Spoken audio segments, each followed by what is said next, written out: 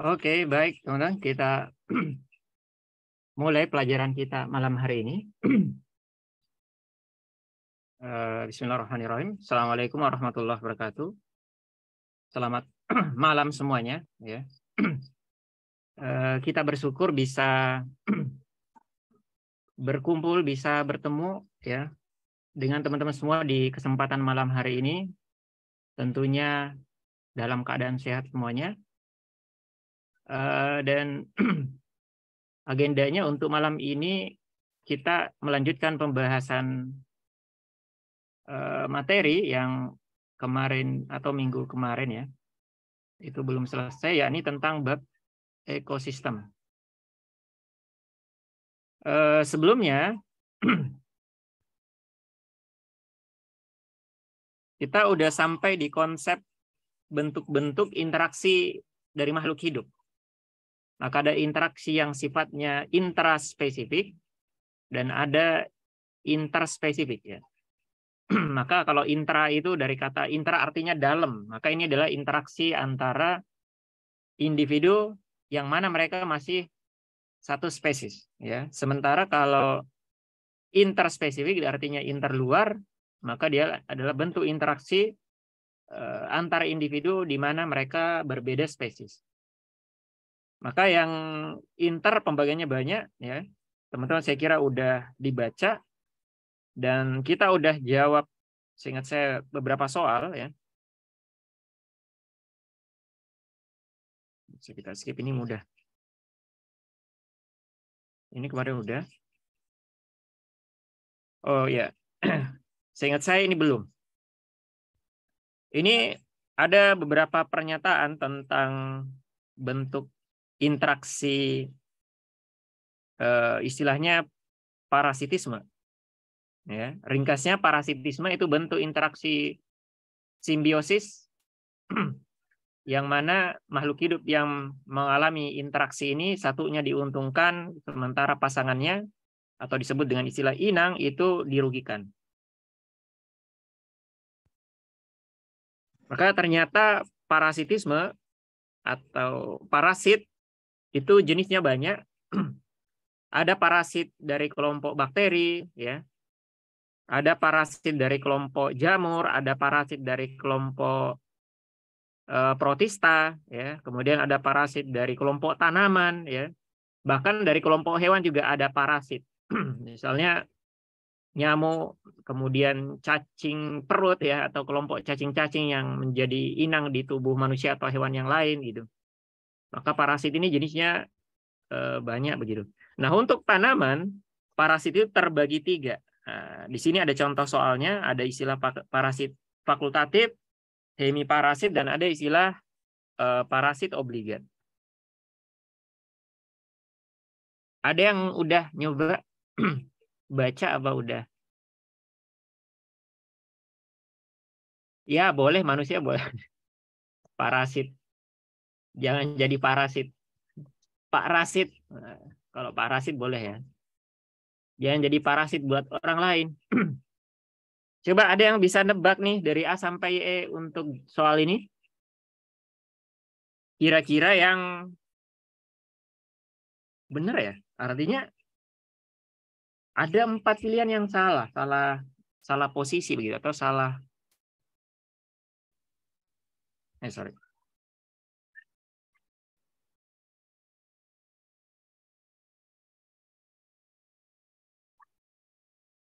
Oke, ada respon.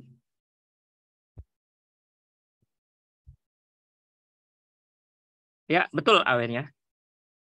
Yang pertama ada lumut kera. Dia bilang lumut kera itu parasit fakultatif. Apa salahnya, teman-teman? Kok lumut kera apa namanya? Kan nanya ini yang salah ya. Tadi Awen ini udah jawab benar, tapi kita harus temukan alasannya kenapa yang lain salah.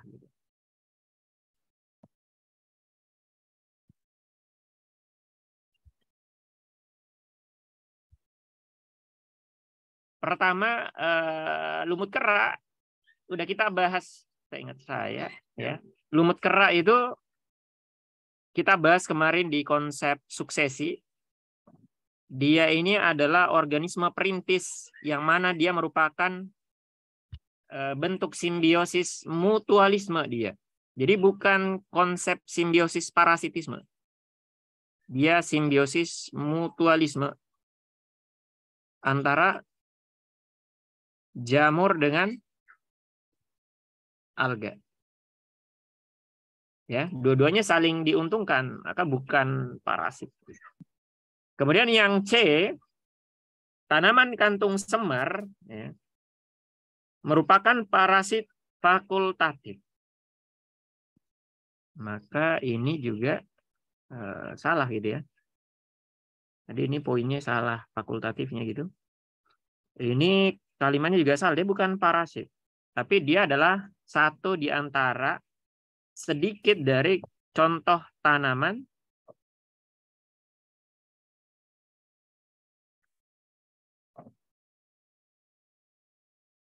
apa? Karnivora atau insektivora. Boleh teman-teman sebut karnivora, boleh insektivora. Ada yang ingat? Oke, belum dijelasin ya. Jadi parasit itu, ini power word ya. Saya copy paste aja tadi ini. Nanti teman-teman bisa baca maksud saya. Ringkasnya, parasit itu ada 3. Obligat, fakultatif, sama hemiparasit. Obligat itu artinya wajib. Gitu. Ya, obligat artinya wajib.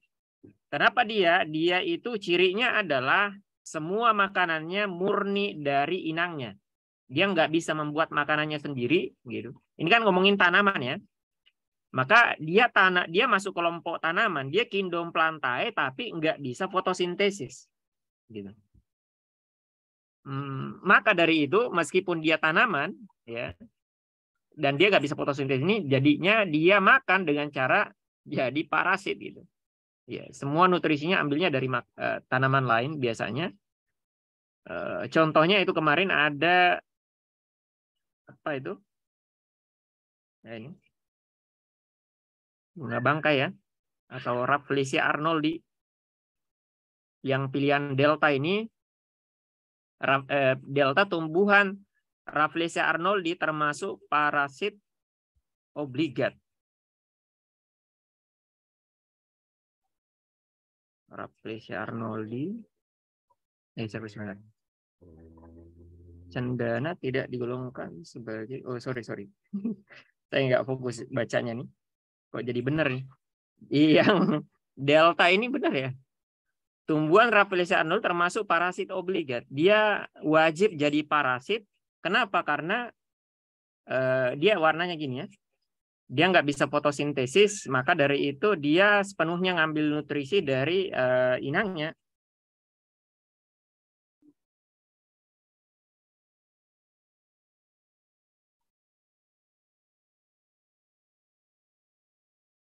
Nah ini tanaman inangnya ini ya. Cuman di samping, jadi tanaman inangnya itu namanya mana tuh? Tetrastigma ya. Kalau di sini teman-teman yang ada di LIPI ngasih nama Indonesia anggur hutan ya, yang merambat atau tanaman liana ini.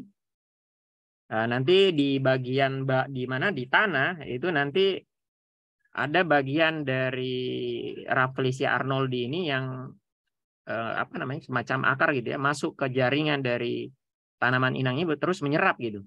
Maka dia nggak bisa fotosintesis. Ya. Adapun kalau parasit fakultatif, dia itu masih warna hijau, dia masih bisa fotosintesis, warnanya hijau, tapi nanti dia biasanya hidup di batang tanaman terus nyerap air gitu ya. Tapi air dan mungkin nutrisi-nutrisi yang sifatnya anorganik itu dia pakai untuk fotosintesis. Gitu. Maka istilahnya fakultatif. Kalau nggak bisa fotosintesis, tadi istilahnya obligat. Ya. Adapun bentuk yang ketiga, hemiparasit. Hemi artinya pertengahan atau setengah. Gitu. Artinya apa? Setengah dari daur hidupnya dia parasit, ketika dia masih kecil dia parasit, ketika udah gede, udah mandiri, akhirnya udah bisa nyari makan sendiri, mirip manusia ya. Jadi kalau dari sisi ini kita hemiparasit tuh, kita dulunya semuanya bergantung dengan orang tua gitu ya. Nah, ketika kita udah dewasa nanti kita bisa mandiri lah begitu. Sekarang masih. Oke ya. Jadi yang pilihan B tadi ini sorry nggak fokus nih. Ya, cendana itu ternyata apa? Itu harusnya dia hemiparasit. Ya, jadi tanaman cendana ini contoh tanamannya ini ya. Ketika dia masih kecil, dia nyerap nutrisi dari tanaman tertentu, ya. Kemudian ketika dia udah gede, dia udah bisa nyerap sendiri nutrisi itu dari tanah, ya. Kemudian akhirnya jadi tanaman yang apa istilahnya mandiri dan bisa membuat makanannya sendiri tanpa harus jadi parasit. Istilahnya hemiparasit. Nah, maka sama yang pilihan E ini kenapa salah? Tanaman tali putri merupakan parasit. Nah, ini udah kita lewati kemarin ya, ada soalnya. Harusnya dia parasit obligat. Nah, gitu. Oke, maka sorry, soal ini kita jawab yang delta.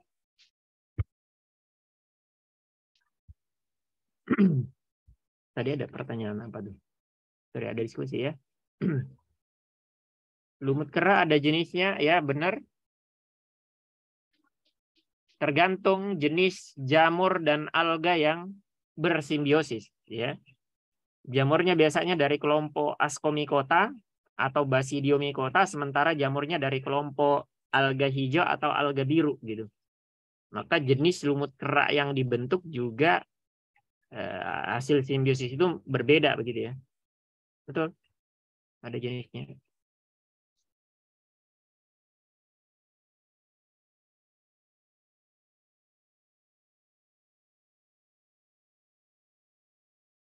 Kalau udah gede itu akarnya nambah apanya? Tambah banyak ya. Akar yang mungkin tadi buat nyerap ya udah hilang aja gitu. Ya semakin tua tanaman nanti akarnya tambah banyak ya. Cabang-cabangnya, serabut-serabutnya dan tambah panjang tentunya ukuran dan jumlah biasanya. Nah, kemudian coba nanti teman-teman baca sendiri ini ya. Lanjut. Ada soal SIMAK 2016 nih.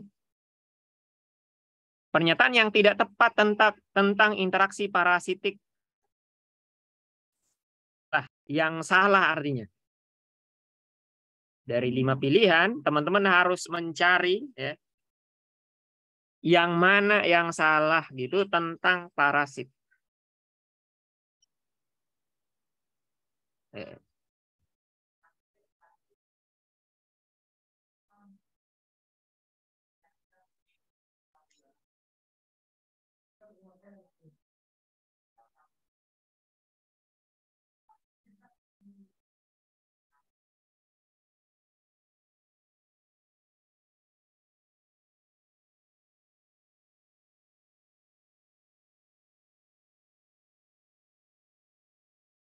Oke.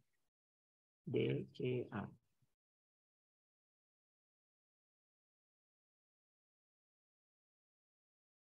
Bentar, ini agak, saya ingat saya Pak, saya baca minggu lalu agak-agak jelimet ininya.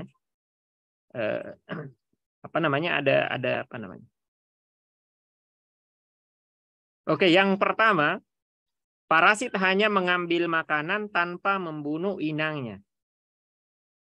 Ya, ada nggak sih parasit sampai bunuh inang? Ini kan dia bilang parasit hanya ya. Ini ada kata hanyanya. Ini poinnya dia soal yang pilihan A. Parasit yang mengambilnya tanpa membunuh. Artinya dari semua parasit yang kita tahu sebagai parasit itu tidak ada satupun dari mereka yang bisa sampai membunuh inang, gitu kan? Nah, di bayang kita parasit apa sih? Kita seingat kita misalnya apa? Apa contoh parasit? Nyamuk ya. Apakah nyamuk sampai bunuh kita? Ya enggak kan? nyamuk itu bisa jadi membunuh, tidak bisa ya.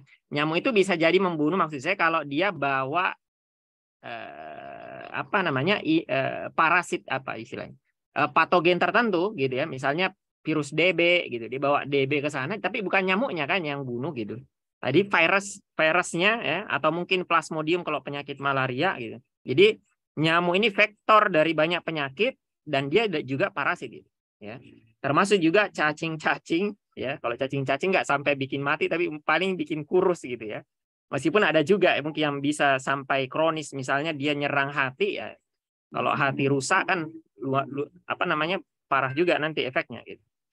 Ya, itu kritisinya pilih bagian A ini. Kata hanyanya apa benar gitu ya. Kita lihat dulu pilihan yang lain. Yang B, parasit dapat hidup dalam tubuh inang untuk mendapatkan makanannya. Maka pilihan yang B ini secara umum benar ya. Dia bilang kata dapat hidup.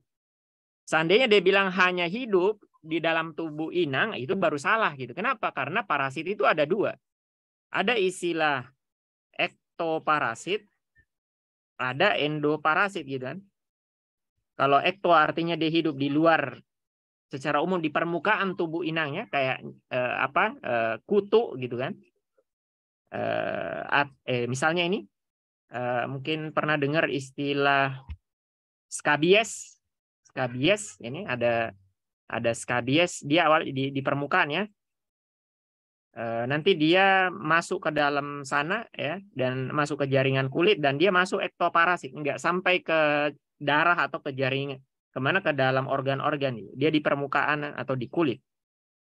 Tapi ada juga yang endoparasit sampai masuk ke dalam organ-organ tertentu kayak hati atau ke darah gitu. Maka disebut dengan istilah endoparasit. Maka pernyataan yang B ini benar, nggak ada masalah ya. Dia pakai kata dapat. Yang C, parasit dapat hidup di ternyata di dalam apa namanya kebalikan yang C tadi. Artinya B dan C udah dijelasin. Kemudian yang pilihan delta, hubungan parasit dan sel inang tidak selalu bersifat spesifik.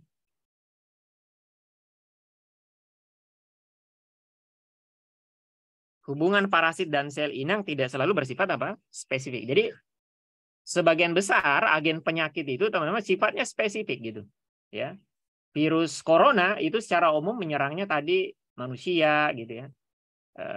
Meskipun virus corona lain kan ada jenisnya, virus corona macam-macam ya. Jadi virus corona A nyerangnya ini, corona B nyerangnya itu gitu. Jadi sifatnya spesifik itu virus itu. Termasuk juga berbagai macam bakteri yang berperan menyerang manusia secara umum, ini kata kuncinya umum gitu ya. Tapi apakah kemudian harus selalu spesifik? Gitu. Apakah harus selalu spesifik?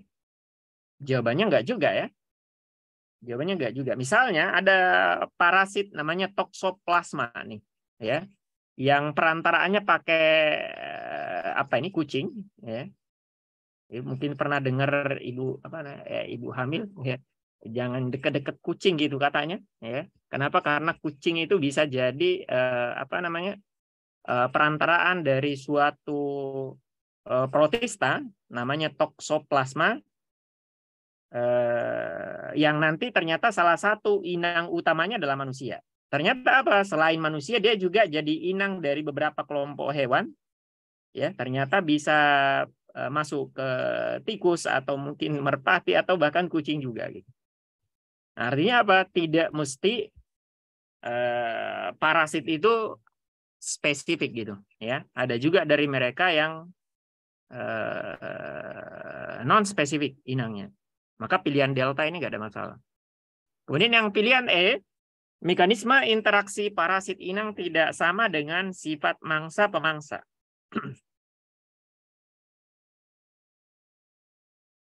Mekanisme interaksi parasit dan inang, parasitisme, dan predasi, ya jelas beda kan? Kalau predasi pasti dia membunuh inangnya. Ada nggak kucing gitu?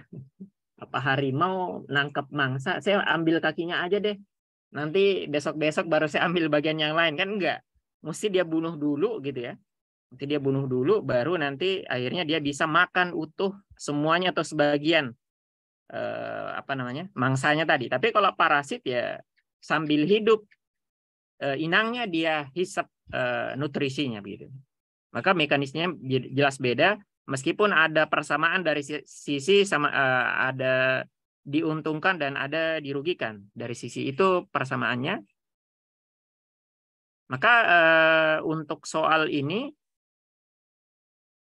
ya saya memilih yang A gitu. Ya. Parasit hanya mengambil makanan tanpa membunuh inang. Jadi kata hanyanya ini kurang tepat gitu ya.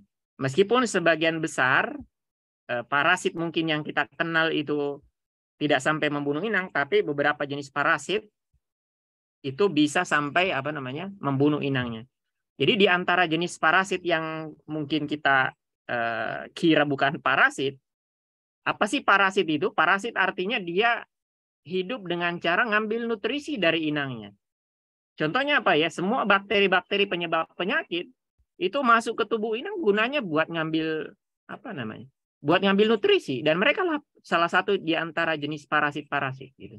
Dan banyak dari bakteri-bakteri itu yang kemudian bisa menyebabkan sampai kepada kematian inang. Ya. Makanya di kata hanyanya bikin masalah. Jadi parasit itu tuh luas istilahnya. Kemudian yang berikutnya, kebanyakan ngomongin parasit nih kita. Coba saya ringkas saja nih. Kemudian yang berikutnya, sifat parasit yang benar adalah yang pertama, nomor 1, hidup di luar tubuh inang. Apakah ada pertanyaan?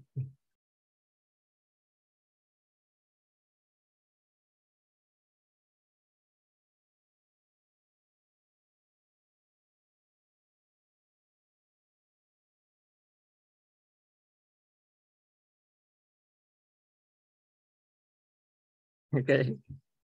Banyak perdebatan ini. Hidup di luar tubuh inang tadi udah disebut di soal sebelumnya, disebut dengan istilah ektoparasit ya. Ektoparasit di dalam tubuh inang endoparasit. Maka 1, 2 ini benar.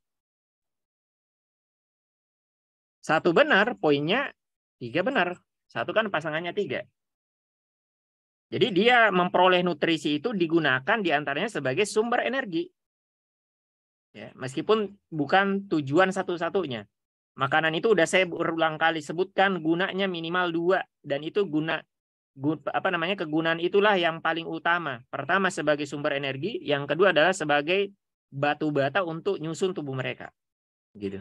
Kemudian poin keempat, apakah parasit itu menyebabkan kematian inang? Tadi udah dibahas di soal sebelumnya, ya, bahwasanya ada sebagian dari mereka yang bisa sampai menyebabkan kematian inang, ada yang tidak begitu. Maka yang pilihan keempat ini dia bilang menyebabkan kematian inang, artinya ini kan pernyataan yang dia nggak pakai kata pengecualian sepertinya, nggak ada indikasi pengecualian begitu ya. Sifat parasit yang benar adalah menyebabkan kematian inang, pasti tanda dalam kurung selalu menyebabkan kematian inang. Itu yang saya baca dari ininya, nggak ada indikasi pengecualiannya seperti itu ya. Makanya yang keempatnya jadi salah, kita jawab A untuk soal ini. Mudah-mudahan saya nggak salah memahami mau pembuat soalnya. Bisa jadi saya salah ya. Jadi kalau ada teman-teman yang benar di nomor 4, itu sifatnya diskusi.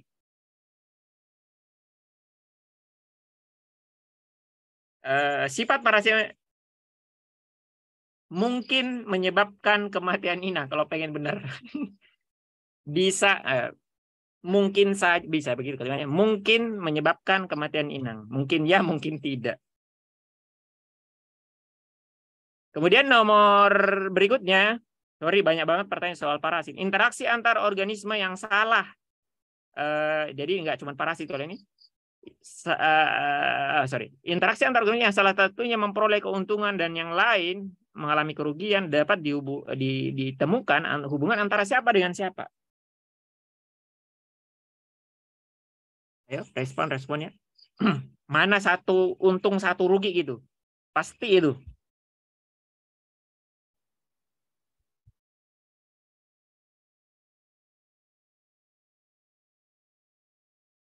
Oke, 13A. Oke, 123.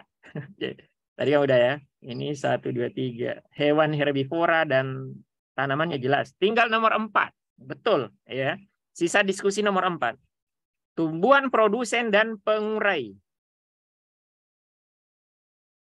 Gitu. Pertama, ada tanaman ya, diuraikan. Kapan tanaman diuraikan, teman-teman? Kapan dia diuraikan? Ketika happy, ketika lagi galau, apa ketika kapan gitu? Ya, betul, ketika mati gitu. Betul? Namanya ya pengurai. Dia menguraikan benda mati, makhluk hidup yang udah mati ya. Maka pengurai jelas mendapatkan nutrisi dari apa yang diuraikan. Bagaimana dengan produsennya? Untung apa rugi?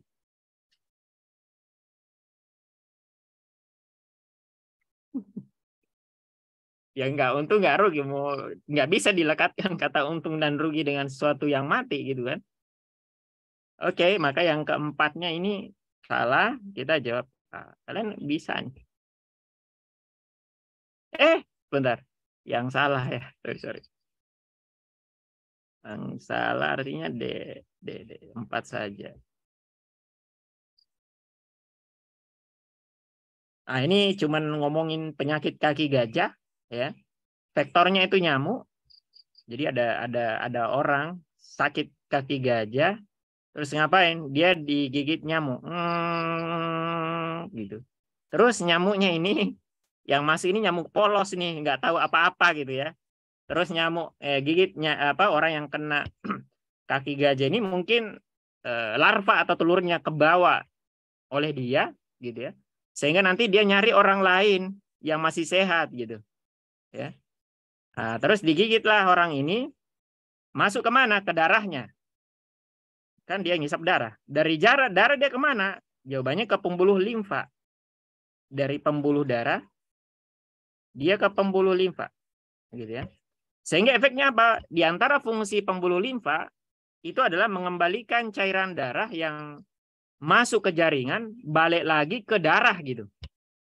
Sehingga orang yang pembuluh limfanya ini hidup ada cacing ya, ini cacing filaria namanya, ada cacing tadi dibawa nyamuk ya.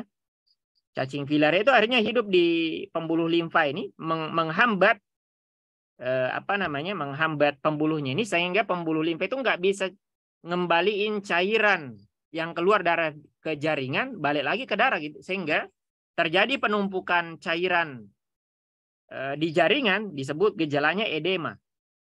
Ya mirip-mirip konsep orang ada bengkak ya. Misalnya penyakit busung lapar ya. Busung lapar itu juga konsepnya mirip-mirip itu. Intinya terjadi penumpukan cairan di jaringan dan akhirnya muncul gejala ya berupa kaki bengkak gitu ya. Misalnya. Oke. Kemudian berikutnya. Permisi, maaf Kak Mono. Ya, halo. Itu jawabannya yang A deh. Soalnya kan yang benar. Oh iya kan? Yang ini tadi? Iya. Ini yang salah satunya. Oh ya. Sorry. Aku baca kata salahnya itu ya. Ternyata dia bilang salah satunya. Thank you. Iya, sama-sama.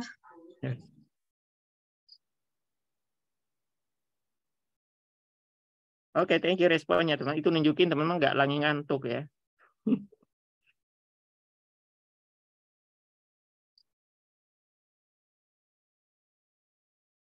A artinya. Oke, berikutnya satu nomor terakhir baru kita meloncat ke bab yang tidak kalah pentingnya ya. Mungkin kita bisa skip apa gimana. Ini SIMAK UI 2019 ya. Pernyataan tentang karakteristik hubungan predator mangsa sebagai berikut. Benar kecuali. Jadi dari 5 pilihan, ini baru ada kata kecualinya. Adalah.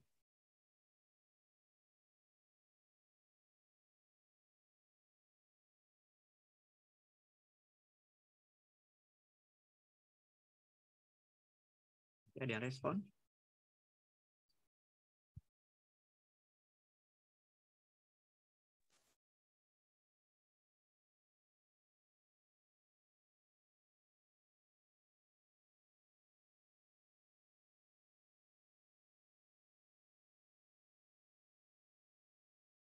Oke, yang pilihan A ya, nanya yang salah nih, teman-teman.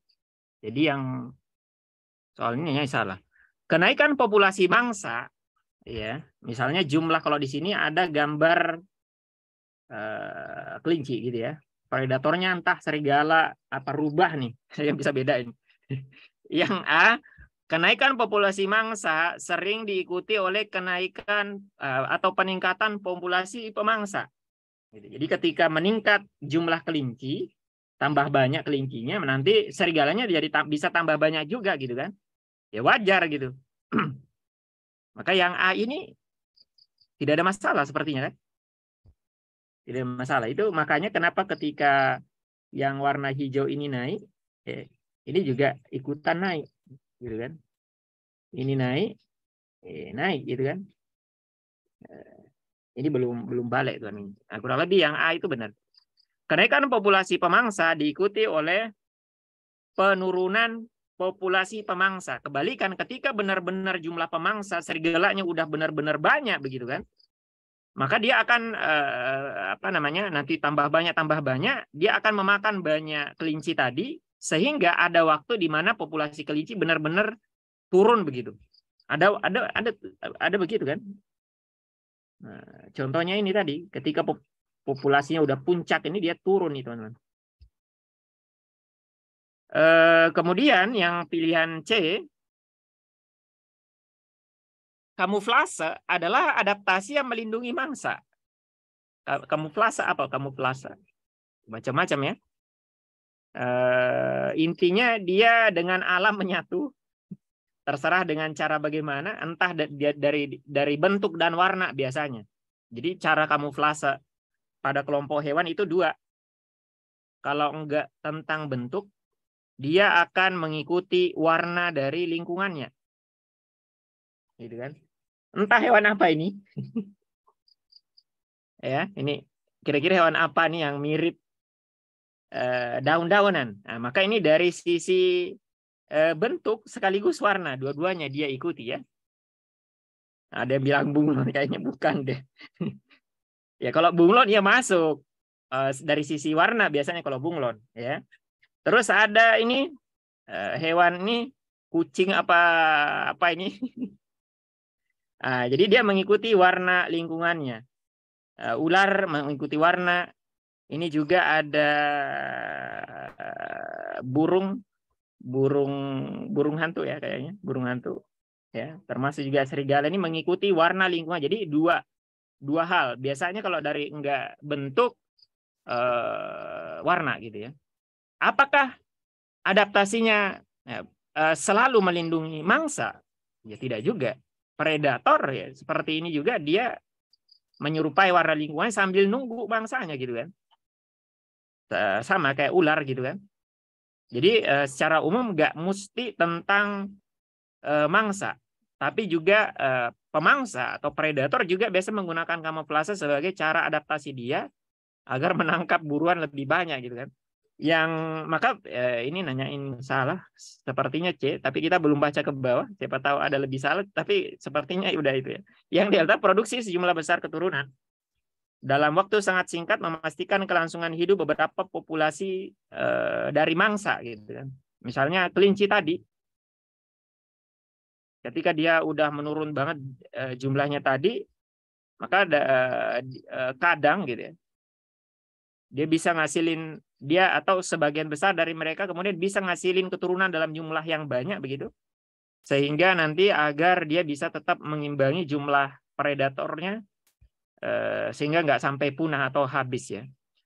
Yang populasi pemangsa paling sering menghilangkan populasi mangsa ya. Mau siapa lagi?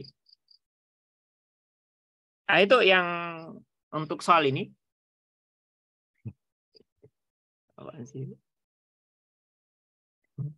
Oke, saya nggak terlalu ini ya. Oke, terakhir ini. Ya udah langsung ya. Ini tritip atau barnacle boy, oh, di filmnya siapa tuh? Merupakan hewan krustase, jadi dari kelompok krustase kecil yang sering ditemukan menempel pada tubuh paus. Simbiosisnya jelas ini namanya komensalisme. Kenapa? Karena satu untung satu rugi gitu.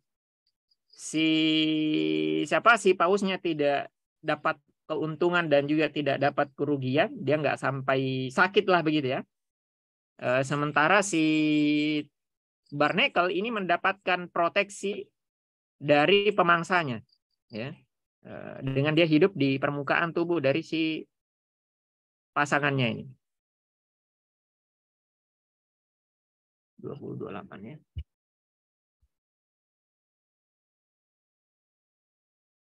Oke, kita ke bagian berikutnya teman-teman. Saya kira saya nggak perlu jelasin istilah rantai makanan dan jaring-jaring makanan, ya. Teman-teman bisa lihat atau baca nanti, ya. Intinya rantai makanan itu lebih sederhana, ya. Dia ada pangkalnya, ada ujungnya nih. Dia nggak seribet dari jaring-jaring makanan yang mana dia menggabungkan banyak dari rantai makanan. Kalau jaring-jaring makanan itu kumpulan dari beberapa rantai makanan, ya. Nah, intinya nanti ada pembahasannya di konsep berikutnya, ya.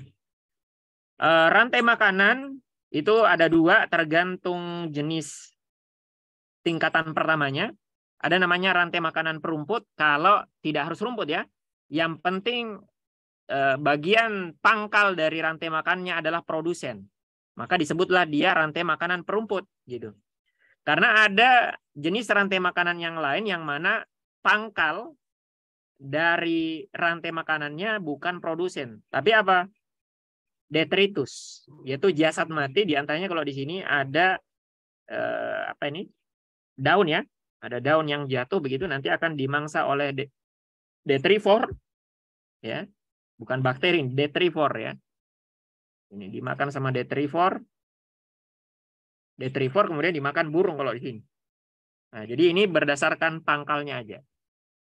Jadi saya nggak terlalu detail. Kemudian masuk ke konsep piramida ekologi yang jenisnya ada 3.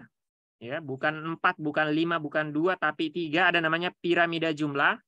Kemudian ada piramida biomasa. Kemudian ada piramida energi.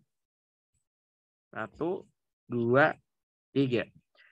Jelas kalau piramida jumlah adalah jenis piramida ditinjau dari jumlah individu ya pada setiap tingkatan tingkatan trofik gitu ya. Ada istilah tingkatan trofik produsen. Ini produsen, kemudian konsumen tingkat 1, konsumen tingkat 2 dan seterusnya. Ringkasnya adalah biasanya jumlahnya yang bawah itu lebih banyak dibandingkan ke atas. Semakin ke atas jumlahnya semakin sedikit sesuai dengan bentuk piramida. Begitu juga dengan piramida biomasa ya, lebih ke arah apa istilahnya nih? Jumlah suatu atau berat ya, lebih ke arah berat kumpulan makhluk hidup yang ada di dalam suatu habitat gitu ya. Misalnya kita pengen tahu berapa sih piramida biomasa di suatu lingkungan, misalnya di hutan gitu. Maka nanti dihitung per meternya begitu. Misalnya ada suatu hutan, gimana? Ada hutan yang luas gitu. Ya, nanti akhirnya per meter perseginya kira-kira berapa jumlah tanaman di sini? Atau kita bukan berapa jumlah. Kita ambil tanaman biomasanya di sini baru kita timbang gitu. Ya, kita timbang, habis itu nanti tingkatan kedua misalnya herbivore ya, terus kita ambil, terus kita timbang. Nanti ternyata secara umum mirip dengan piramida jumlah tadi, dia semakin ke atas dia nanti akan semakin ringan gitu ya. Jadi ini 96 apa satunya tadi? Gram ya. Ini 96 gram, 11 gram, 4 gram. Jadi jumlah berat tanaman. Jadi bayangin di suatu hutan kan di hutan itu produsennya kan tanaman yang biasanya tinggi-tinggi begitu. Ya jangan dilihat rumputannya, tapi tanaman yang berupa pohon-pohon. Kita timbang tanaman itu, ternyata berat tanaman melebihi berat gajah ditambah sapi ditambah kambing gitu ya. Terus berat kambing, sapi, gajah itu melebihi jumlah pemakan mereka, misalnya serigala atau harimau atau yang di atasnya begitu. Intinya semakin tinggi tingkatannya nanti secara umum semakin ringan. Ternyata begitu juga dengan piramida energi, ya. Nanti ada pembahasan sendiri, semakin ke atas nanti terjadi penurunan jumlah energi. Ya, kalau ada pertanyaan silahkan ya.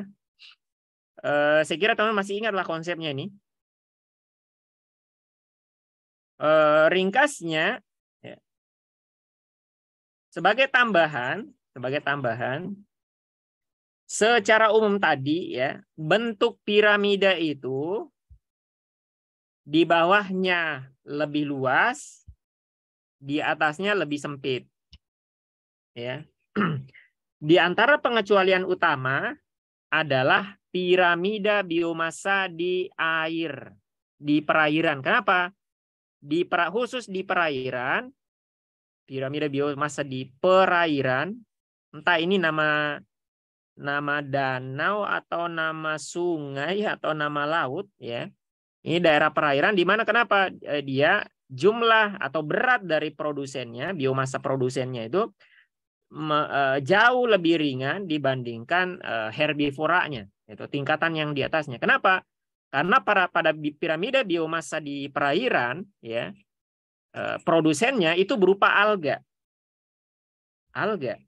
Alga yang umumnya uniseluler, ya, dia bersel tunggal begitu kan? Ya, memang dari sisi jumlah dia bisa menang gitu kan. Piramida jumlah di perairan itu jauh banget jumlahnya, alga-alga itu berukuran kecil.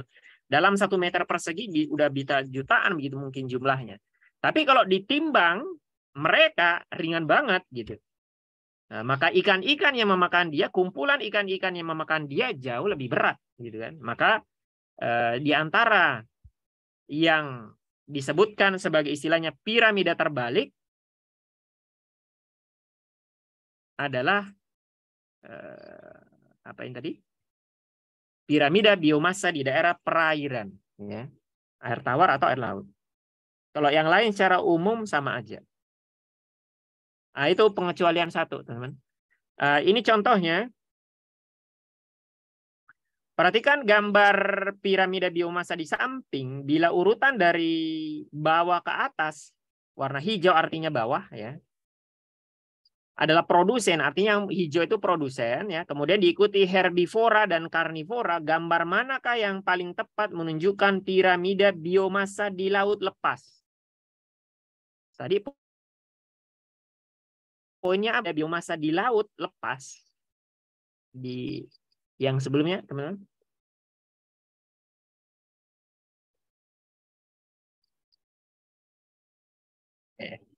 Hapus. Poinnya di apa? Di perairan, ya. Maka di perairan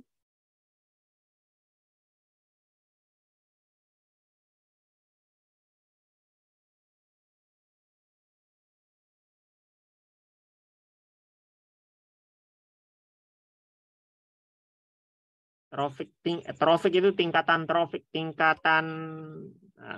jadi kalimatnya, contoh kalimatnya, tingkatan trofik paling bawah itu produsen, tingkatan trofik kedua herbivore, tingkatan trofik ketiga karnivora tingkat pertama. Jadi trofik itu kalau terjemahannya makanan gitu ya. Kamu boleh di kepalanya trofik itu makanan. Tingkatan makanan paling bawah dia akan dimakan gitu ya, produsen. Maka untuk soal ini laut lepas cirinya adalah piramida terbalik. Piramida terbalik ya gambar yang ini. Gambar yang ini.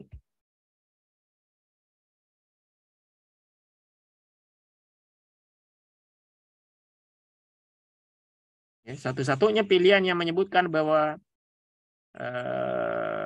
laut lepas yang sebelah kanan saja ya.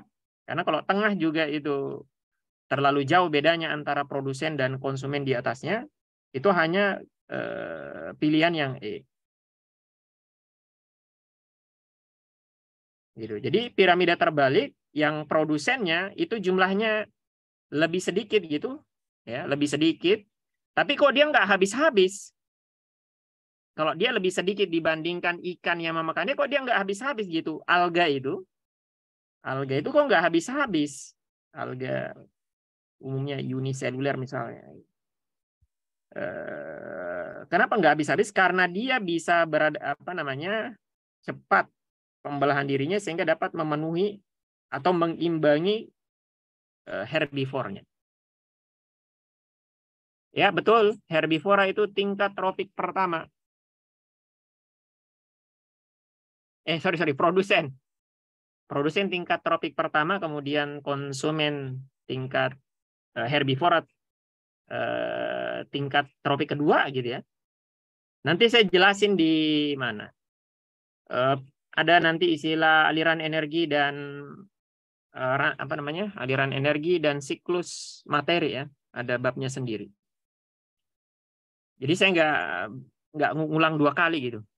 Kemudian yang kedua, piramida biomassa pada ekosistem akuatik berkebalikan dengan ekosistem terestrial atau darat.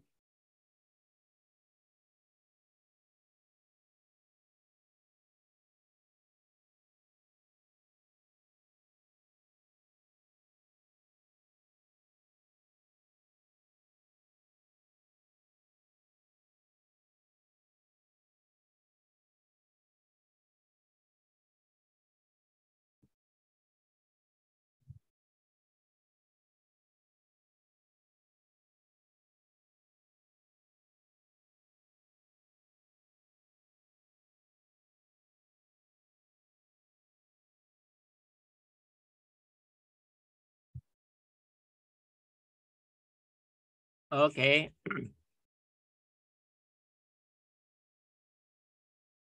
Piramida biomassa pada ekosistem akuatik berkebalikan dengan ekosistem darat. Yang pertama benar ya. Darat itu piramida biasa. Ini biomassa ya. Ini khusus untuk piramida biomassa. Adapun piramida jumlah dan piramida energi secara umum mengikuti bentuk piramida. Maka pernyataan pertama benar. Terbalik. Massa rata-rata produsen di perairan, produsennya berupa alga, ya, itu lebih kecil daripada massa rata-rata konsumennya. Betul. Jadi pertanyaannya kalau pengen dilihat berhubungan apa enggak gitu. Kenapa piramida biomassa ekosistem di akuatik berkebalikan dengan ekosistem terestrial? Ya, karena massa rata-rata berat dari alga di perairan itu lebih kecil dibanding konsumennya. Maka yang bawah lebih sedikit atau lebih rendah beratnya dibanding yang atas, maka dia terbalik begitu. Itu alasannya kenapa dia berkebalikan ya. Ya, maka A, betul.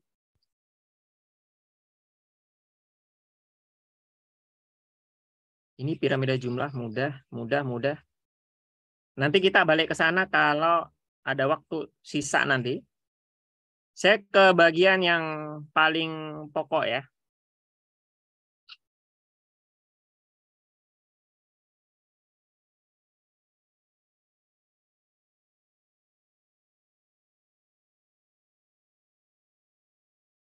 Oke, saya jelasin ini dulu teman-teman ya. Jelasinnya tapi tanya dulu nih. Ya silakan melihat soal ini ya, baru kita bahas. Saya pengen lihat teman-teman ini belajar menganalisis soal ya. Di dalam suatu ekosistem terjadi siklus materi dan siklus energi untuk menjaga kelangsungan kehidupan di dalam ekosistem tersebut, sebab materi dan energi selalu berada bersamaan di alam. Ini salah satu konsep penting di bab ekosistem dan pertanyaannya juga lumayan banyak berkaitan dengan ini. Bagaimana hubungan antara materi dengan energi ya. Materi dan energi nanti kita lihat apakah materi selalu bareng dengan energi atau energi selalu bareng dengan materi apa enggak gitu kan. Ada kata kunci materi dan energi.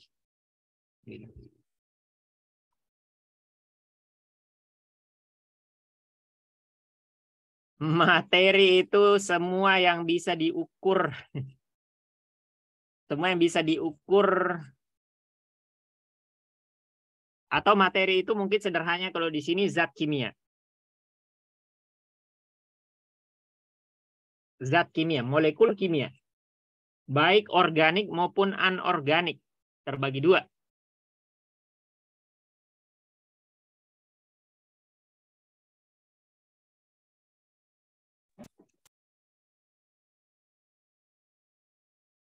Ada yang ngantuk nggak? Kalau ada yang ngantuk silahkan dihilangin dulu ngantuknya ya. Ini poin penting banget ya. Saya pengen jelasin, teman-teman jangan kehilangan kehilangan momentum gitu ya. Pertama tadi ada istilah, jadi ada istilah tadi. Jadi ini piramida energi ya. Ini ngomongin piramida energi nih. Ada tadi teman yang nanya istilah tingkatan tropik. TT ini masih tingkatan tropik pertama, tingkatan tropik kedua, tingkatan tropik ketiga, tingkatan tropik keempat.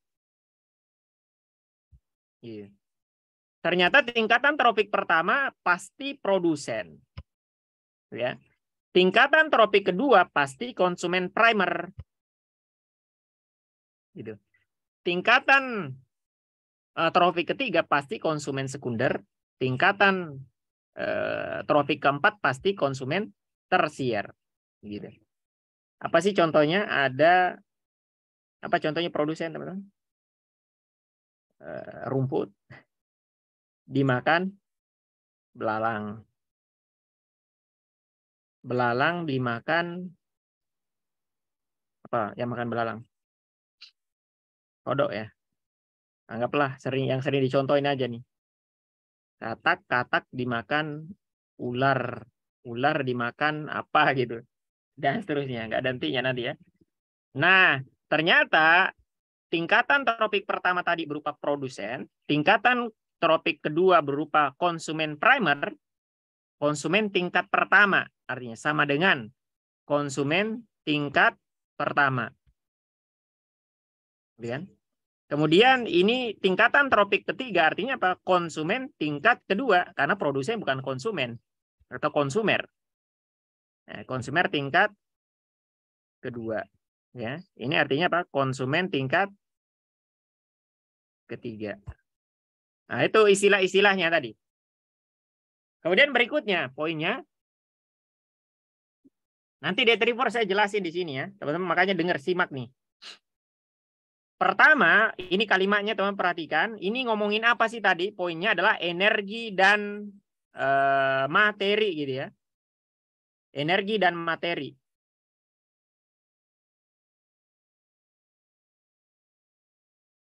Bayangin ya, ini ngomongin energi dan materi. Sumber energi utama di bumi ya, tanpa tanpa melebay-lebaykan mungkin melebih-lebihkan. Sumber energi utama di bumi adalah cahaya matahari. Ya, energi itu dipakai oleh makhluk hidup untuk banyak aktivitas, diantaranya bergerak. Maka dimanapun teman-teman melihat makhluk hidup bergerak, mau itu ada belalang terbang, ada elang terbang, kemudian ada cacing merayap, kemudian ada cicak juga itu di dinding tuh, ya. Kenapa mereka bergerak itu? Asalnya semuanya dari matahari energinya. Asalnya dari matahari. Kenapa? Matahari sumber energi utama gitu. Bagaimana bisa apapun yang bergerak asalnya dari matahari dikirim, gitu kan? Ya, ceritanya begini. Pertama, bayangin ini kan segitiga ini atau piramida ini isinya apa? Tubuhnya makhluk hidup, gitu. Di luar tubuh makhluk hidup ada lingkungan. Ada lingkungan abiotik begitu ya. Maka di sana ada udara, air dan tanah. Ada zat kimia di mana zat kimianya umumnya secara umum itu berupa senyawa anorganik begitu ya. Maka senyawa anorganik terutama yang kita pengen sebut namanya di sini tanpa mengabaikan yang lain. adalah CO2 dan H2O. Dua-duanya ini termasuk senyawa apa? Anorganik. Gitu. Dua materi ini, CO2 dan H2O, ya, ini bisa digabungkan membentuk senyawa organik, tapi butuh energi untuk menggabungkan mereka, gitu. Ya, butuh untuk menggabungkan dua senyawa anorganik, CO2 dan H2O. Makhluk hidup itu atau satu-satunya kelompok makhluk hidup yang bisa melakukannya itu disebut sebagai organisme autotrof. Ya, kalau di sini disebut produsen. Nah, untuk menggabungkan ini, teman-teman, energinya sebenarnya ada dua. Bisa dari cahaya matahari, maka disebutlah dengan istilah fotosintesis. Organisme disebut fototrof. Dan ada sebagian kecil makhluk hidup yang menggunakan zat kimia. Disebutlah dengan istilah kemosintesis. Ya, organisme disebut autotrof atau kemotrof. Dan itu hanya bakteri yang bisa melakukannya. Tapi dikit banget makhluk hidup yang punya kemampuan menggunakan zat kimia tadi. Itulah kenapa poin saya tadi bilang, sebagian besar energi dari matahari. Saya nggak bilang semua gitu. Kenapa? Karena ada makhluk hidup lain yang sedikit banget jumlahnya, yang bisa menggunakan sumber energi selain cahaya matahari untuk menggabungkan senyawa anorganik jadi organik gitu. Ya, disebutlah dengan tadi istilahnya bakteri, umumnya dari bakteri atau semuanya dari bakteri, disebut istilah organisme kemoautotrof itu. Jadi fokus kita di sini adalah fotoautotrof tanamannya. Tanaman teman-teman lihat dia menggabungkan dua senyawa ini, CO2 dan H2O sebagai senyawa anorganik menggunakan cahaya matahari atau foton, maka inilah fotosintesis, butuh 3 input, CO2 plus H2O plus foton, ya, menghasilkan C6H12O6. Glukosa, yang mana glukosa itu adalah senyawa organik.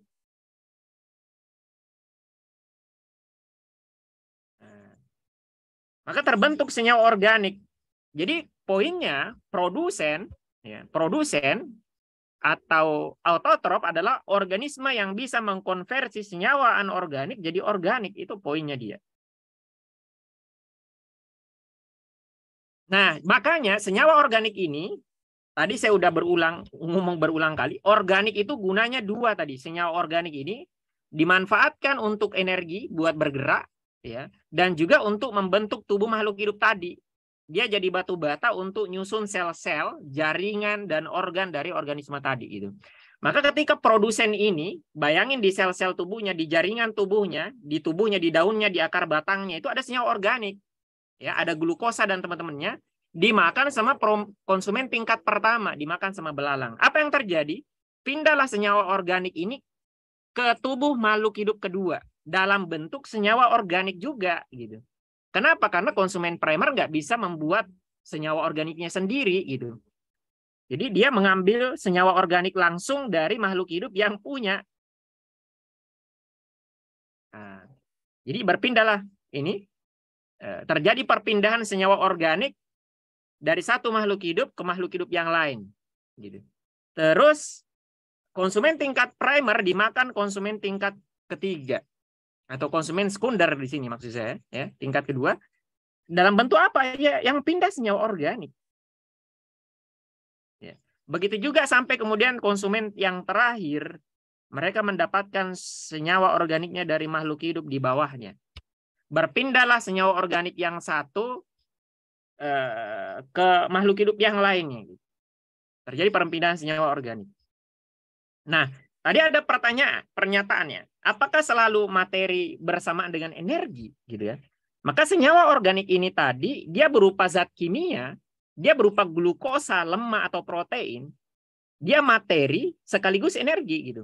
Dipakai oleh makhluk hidup ini untuk untuk respirasi seluler diantaranya, teman-teman. Ya, untuk respirasi seluler. Dan ketika berpindah dari satu makhluk hidup ke makhluk hidup yang lain, anehnya yang berpindah kenapa? Hanya 10%. Energi itu yang pindah.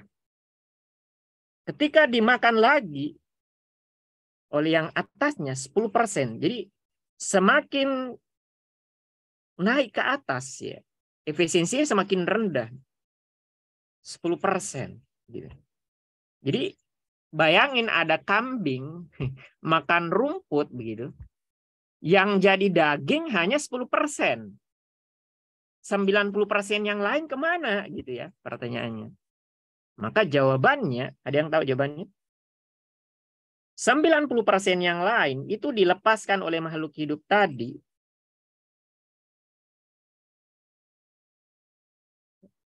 itu jadi panas.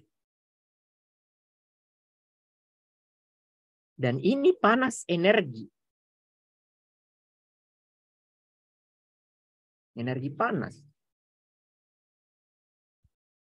Ya. Energi panas. Betul, respirasi seluler. Jadi bayangin ketika teman-teman menggunakan senyawa organik, karbohidrat, lemak, protein sebagai sumber energi, menghasilkan ATP, teman-teman. Ya, ATP itu kemudian ketika udah dihasilkan, dia dipakai ketika dia dipakai untuk kerja seluler atau kerja dari otot misalnya, ATP itu berubah jadi ADP plus P sambil melepaskan panas. Gitu. Terjadi perubahan energi dari energi kimia membentuk energi panas. Itulah kalau kenapa teman-teman kalau lari kencang gitu ya, maka lari itu menggunakan energi yang banyak dan efeknya apa? Panas dilepaskan dalam jumlah banyak, suhu tubuh teman-teman meningkat drastis dan teman-teman jadi keringetan gitu. Kenapa? Ada panas dilepasin. Terjadi perubahan energi kimia dari makanan yang teman-teman santap pagi harinya keluar dalam bentuk panas. Jadi yang berpindah dari satu porsi nasi, satu piring nasi yang teman-teman makan, itu hanya 10% yang jadi daging. 90% kalau di sini teorinya, dia keluar dalam bentuk apa? Panas. Nah, kita lanjutkan sedikit sebelum kita bahas soalnya. Apakah masih ada kelanjutannya cerita ini atau materi itu akan berhenti di konsumen tingkat atas? Kemana teman-teman ujungnya? Oke. Jadi namanya aja makhluk hidup, ya disandarkan dengan kata hidup, ada lawannya. Ya, setiap hal ada antagonisnya, ada lawannya gitu. Positif, lawannya negatif. Ya. Laki lawannya perempuan. Maka hidup disandarkan kata hidup, maka dia harus siap-siap mati gitu ya. Maka semua makhluk hidup tadi tanpa pengecualian dari tingkatan tropik paling rendah sampai yang paling atas akan menemui namanya kematian. Jasad makhluk hidup yang udah mati, teman-teman sebut dengan apa lagi istilahnya kemarin? Death ritus. Ini bahasa keren untuk bangkai, ya. Detritus itu bangkai. Bangkai, ya. Bedanya dengan kita dengan bangkai hanya berbeda apa? Ada tidaknya ruhnya, gitu kan? Ada tidaknya ruhnya. Secara umum dari sisi materi sama aja. Ya. Maka detritus itu berupa senyawa organik. Masih berupa senyawa organik. Masih karbohidrat, lemak, protein, dan asam nukleat, gitu kan? Maka namanya aja tadi siklus materi. Maka materi itu harus balik ke asalnya, ke tanah, ke udara, dan ke air. Maka itulah tanggung jawab dari makhluk hidup yang terakhir, mengembalikan detritus senyawa organik ke asalnya. Siapa itu? Betul, namanya tadi dekomposer atau pengurai. Ya. Kemarin kita dibahas ya, dekomposer ini ada dua kelompok makhluk hidup ya. Ada kelompoknya detrivore, yaitu kelompok hewan ya. Ada kelompoknya siapa namanya? Ulat ya. Ulat apa lagi? Ulat. Apa kemarin? Cacing tanah gitu ya. Atau kelompok-kelompok serangga. Pokoknya semuanya ini hewan gitu. Dan mereka disebut dengan istilah detrivora. Ya, detrivora. Kenapa dengan mereka? Bayangin ada bangkai hewan.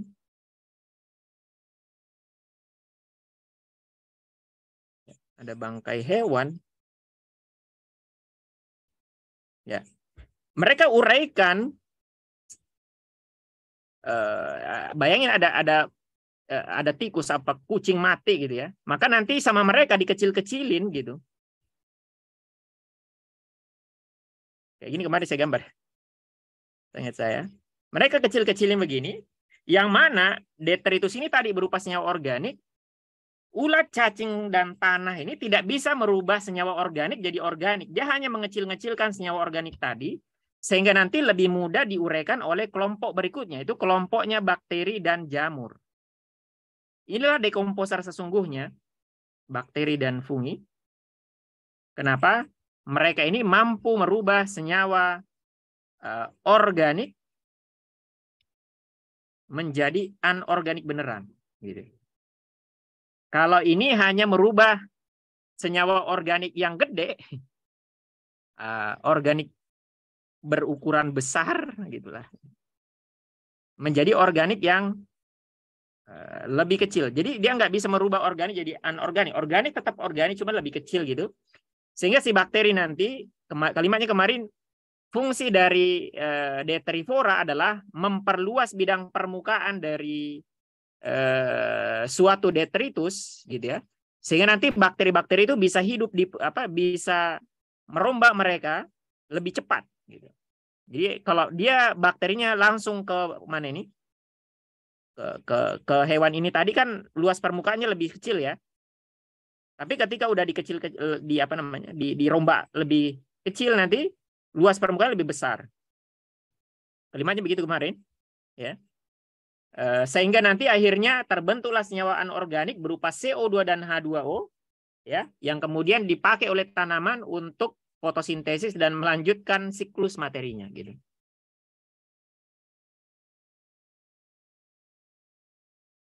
Nah, gitu ya. Maka kalau teman-teman lihat poinnya, lihat judul besarnya, aliran energi, gitu.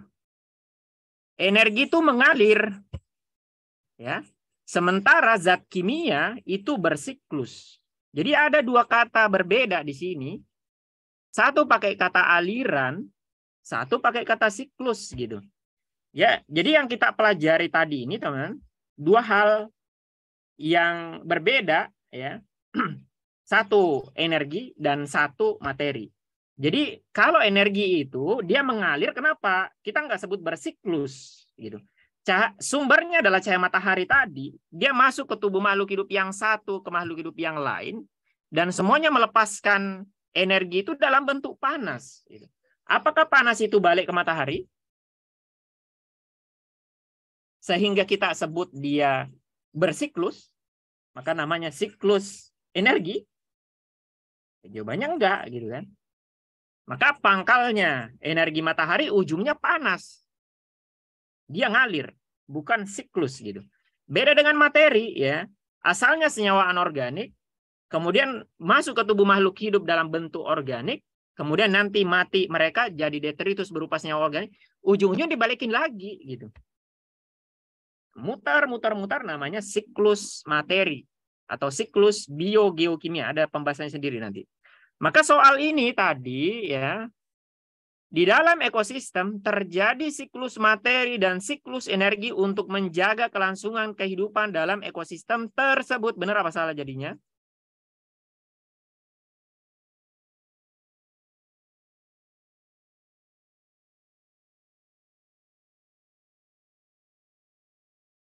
Belum kelihatan. Serius nih. Ya. Energi tidak bersiklus. Energi itu mengalir. Ya. Energi itu mengalir. Maka pernyataan pertama salah. Sebab materi dan energi selalu berada bersamaan di alam. Glukosa dia berupa materi sekaligus energi. Ya, glukosa itu materi sekaligus energi. Nah sekarang, cahaya matahari itu energi, materi atau gabungan materi dan energi sekaligus, foton.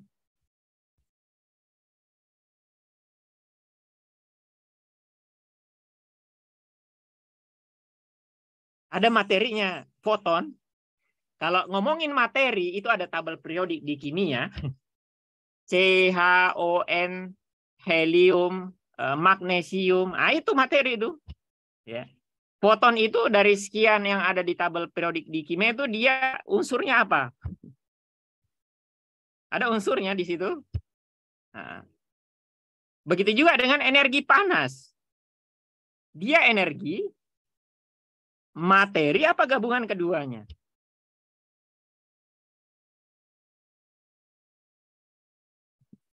Partikel cahaya. Oke, maka artinya apa? Energi dan materi tidak selalu berada bersama, tapi mungkin berada bersama. Gitu ya. Contohnya apa? Di senyawa organik, dia bisa berupa energi, bisa berupa materi. Maka pernyataan yang bawah tadi, soal ini salah besar nih. Tidak selalu.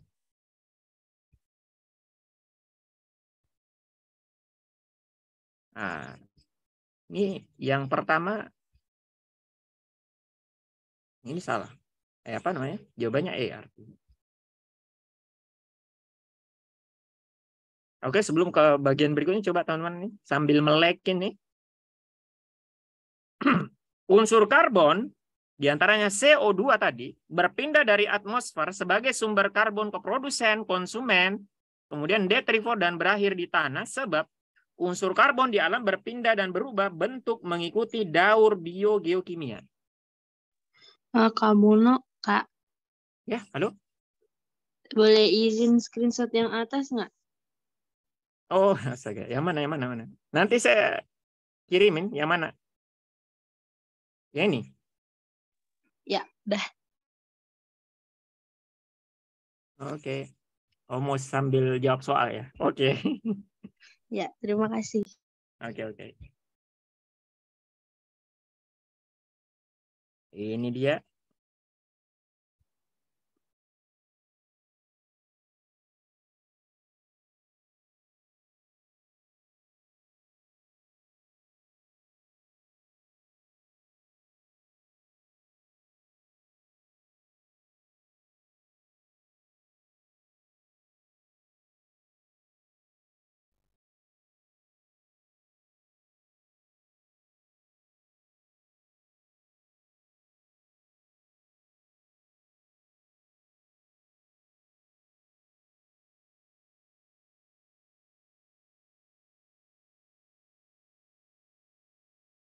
Unsur karbon berpindah dari atmosfer sebagai sumber karbon ke produsen, konsumen, detrifor, dan berakhir di tanah sebab unsur karbon di alam berpindah dan berubah bentuk mengikuti daur biogeokimia. Oke. Yang pertama, ini ngomongin karbon. Maka ngomongin apa? Materi apa energi? Dua-duanya. Dua-duanya. Materi dan energi. Tapi secara umum materi ini, ya, karena namanya siklus materi, nanti siklus karbon gitu kan. Maka dia berpindah dari atmosfer ke produsen, konsumen, detrifor, dan berakhir di tanah. Kira-kira ada jebakannya nggak? Soal ini. Kadang si pembuat soal suka kayak gitu-gitu ya. Oke. Oke, ada yang ketemu ya. Yang pertama salah. Kenapa? Karena ada kata berakhir. Tidak ada kata berakhir untuk kita ya. Lebay. Harusnya sumber karbon ke produsen, konsumen, detrifor, dan kembali ke tanah. Boleh. Ya. Jangan berakhir karena namanya siklus, nggak ada akhirnya. Muter tanpa akhir. Apa?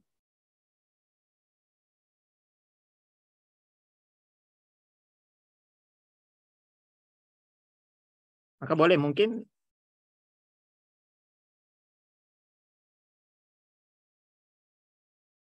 Sebab unsur karbon di alam berpindah dan berubah bentuk dari CO2 jadi C6H12O6. C6H12O6 jadi glikogen atau jadi amilum, ya, dirubah lagi jadi lemak dan seterusnya mengikuti daur biogeokimia, maka pernyataan keduanya benar. Soal ini kita jawab D.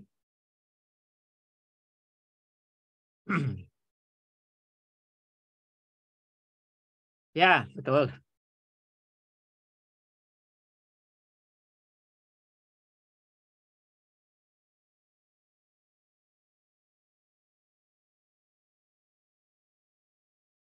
Kira-kira apa yang dimau pembuat soalnya ini? Siklus biogeokimia di alam akan berhenti jika tidak terdapat apa?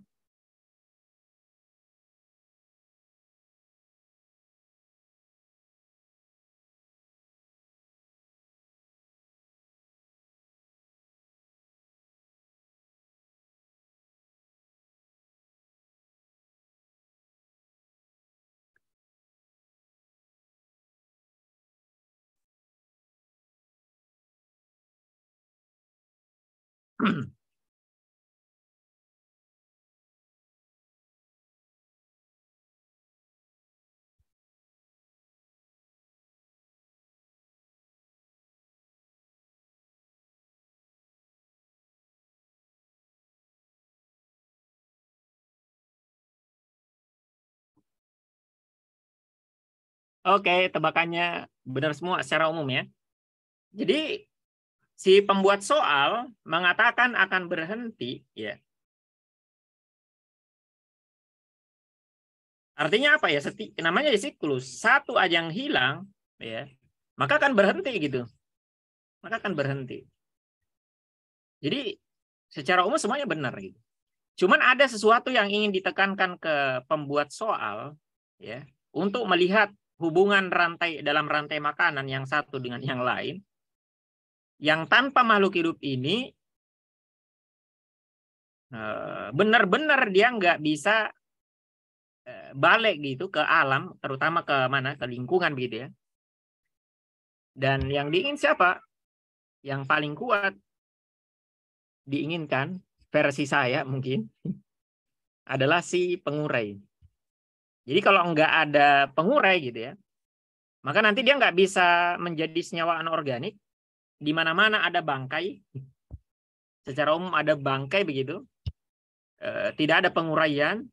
Apakah bisa diuraikan hanya menggunakan apa namanya, penguraian fisik, misalnya dengan kena cahaya matahari panas gitu ya, kemudian suhu gitu.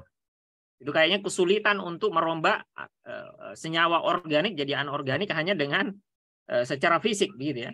Jadi harus pakai pengurai, yang mana pengurai itu kemarin kita udah sebutkan, dia menghasilkan enzim ekstraseluler gitu. Keluar dari badannya, keluar dari selnya, baru nanti dia serap gitu ya. Kemarin konsepnya, sehingga nanti terjadi penguraian dan akhirnya dilepaskan senyawa anorganik yang balik ke alam agar siklusnya berulang. Ya udah bisa semua nih.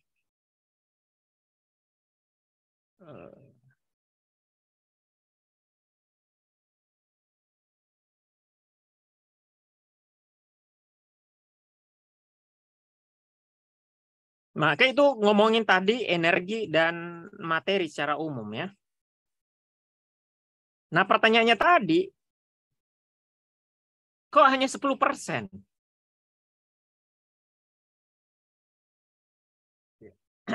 Kok hanya 10% yang diserap?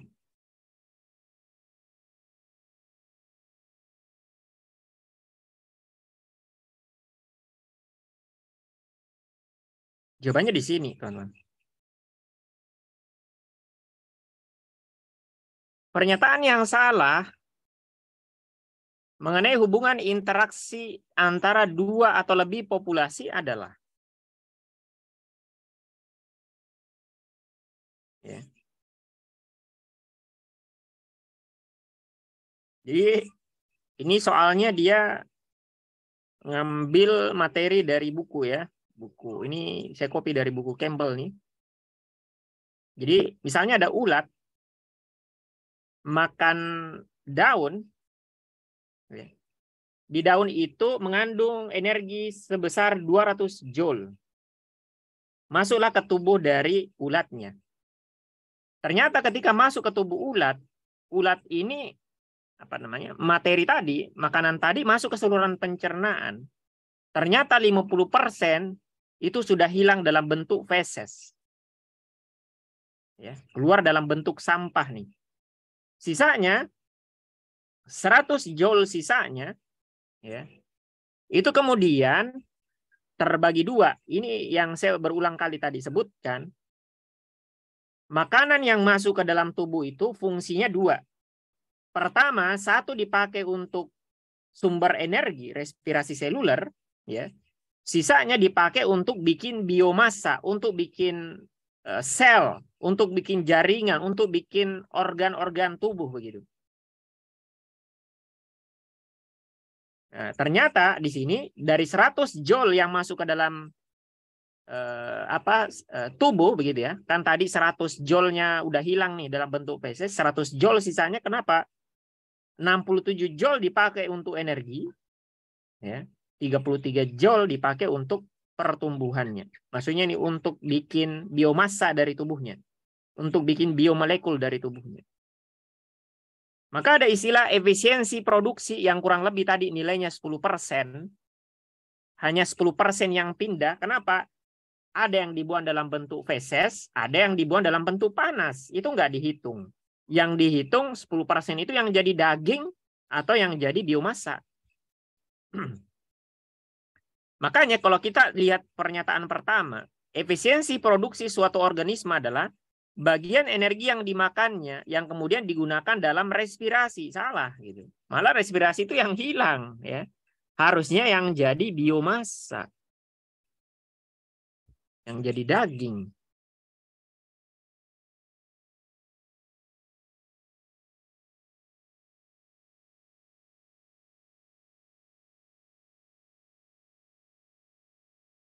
Nah, maka soal yang ini 4 salah, ya. Konsekuensinya kita udah pernah sebutkan caranya, ya. 1 benar, 3 benar gitu.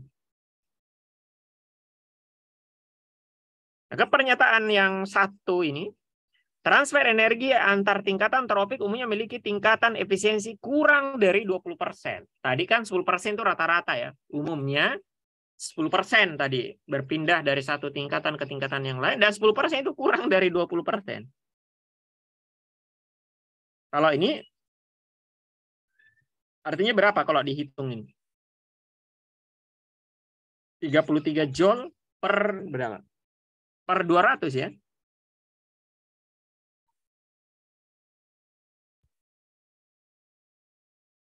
Berapa tuh? Cepat-cepat.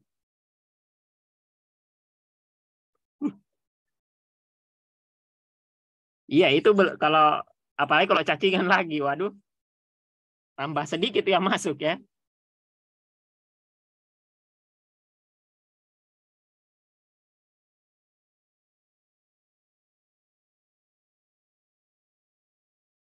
(15 lebih. Oke, saya ikutin. Saya baru mau buka kalkulator nih. Oke, yang 1 benar, 3 benar. 1/6 energi dari selai daun dapat dimanfaatkan oleh seekor ulat yang memakannya.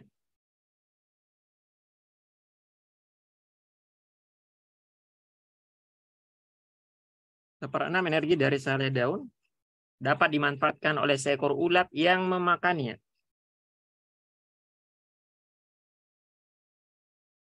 Nah, ini ada diskusinya kayaknya nih ya. 1/6 ini yang dimaksud. Tadi kalau ada yang hitung 15 ya, 1/6 nih hitungannya. Artinya ini yang dipakai untuk jadi biomasa ya. 1/6 energi dari sehelai daun dapat dimanfaatkan oleh seekor ulat yang memakannya. Jadi biomasa gitu artinya.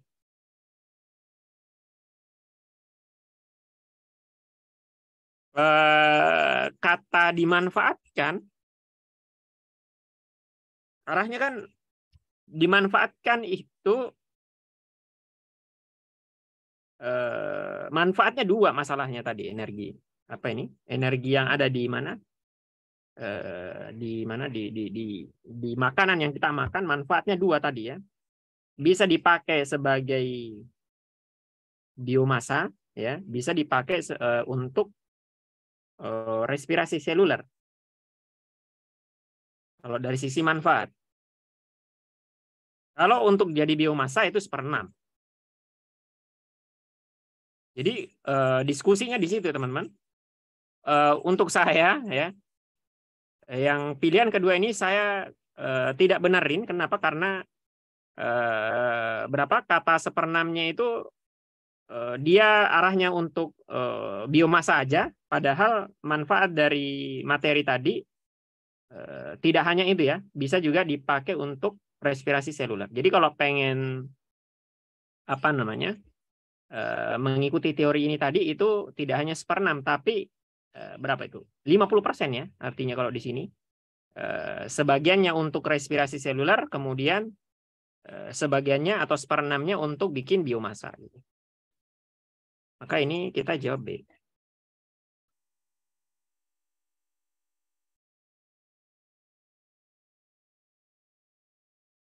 Nah, itu panjang banget ya. Nah, ini tadi.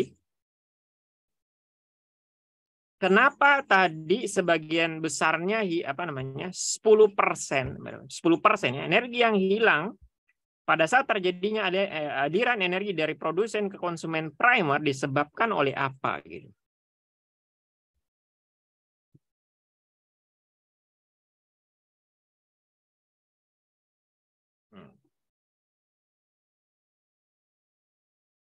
Asimilasi itu pembentukan atau sintesis. Gimana tadi kata asimilasi?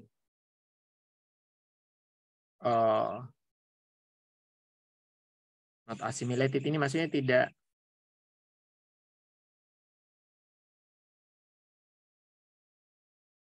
Oh iya, poin kalian di situ tadi ya. Assimilated di sini sepertinya arahnya asimilasi itu kalau bahasa lainnya sintesis, gitu. Pembentukan. Gitu. Jadi yang terasimilasi dua arahnya ya kalau di sini. Bisa untuk anabolisme, bisa untuk apa ini? Bisa untuk respirasi seluler.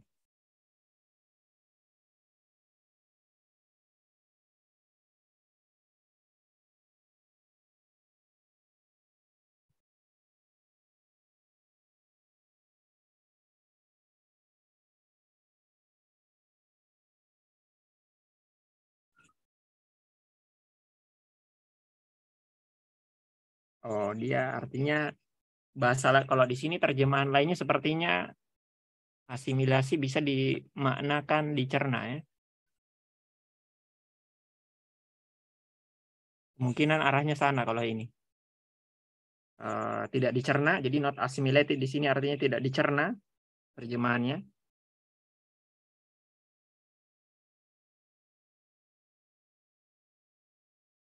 Ini dicerna. Jadi yang tidak bisa dicerna nanti keluar dalam bentuk feses. Misalnya selulosa ya. Selulosanya, sisanya yang bisa dicerna diserap oleh darah tubuh, dibawa oleh darah ke seluruh tubuh. Manfaatnya tadi dua.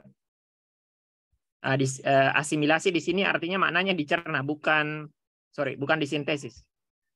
Makna yang lain asimilasi itu sintesis. Kemudian yang ini tadi, teman-teman, yang bagian ini energi yang hilang, yang tadi udah kita sebutkan, hilang itu dipakai untuk respirasi seluler. Bukan karena ukuran dari makhluk hidupnya yang berkurang gitu ya.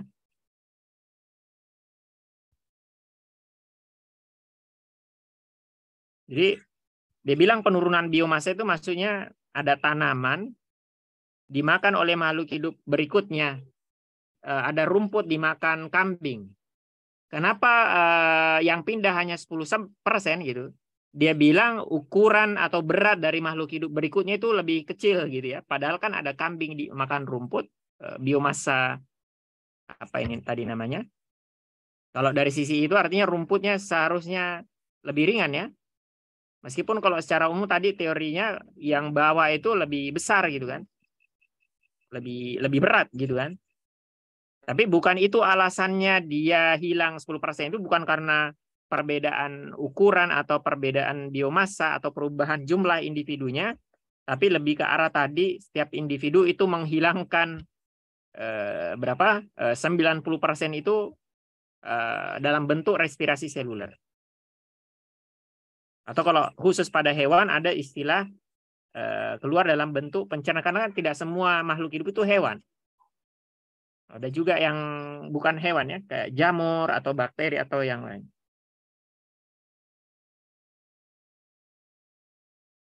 Nanti sisanya itu mungkin teman-teman bisa jawab sendiri. Oh, 7 menit terakhir nih. 7 menit terakhir. Saya ke poin terakhir ya. Ini cepat-cepat nih artinya. Ada pertanyaan?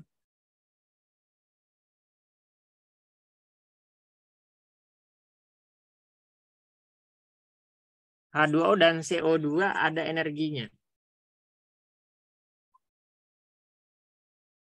Bagaimana menjawabnya? Jadi energi itu bisa tersimpan dalam bentuk materi. Jadi di materi itu ada energi, gitu ya. Apakah semua materi mengandung energi? Gitu ya. Apakah semua materi mengandung energi? Semisal air dan CO2. Gimana jelasinnya?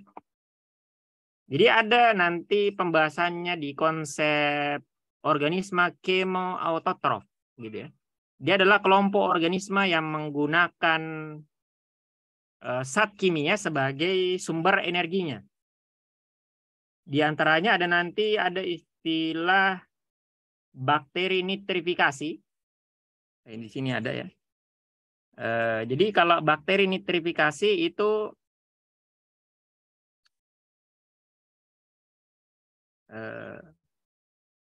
apa kita ke sini dulu? Nanti mungkin terjawab di situ ya. Coba. Jadi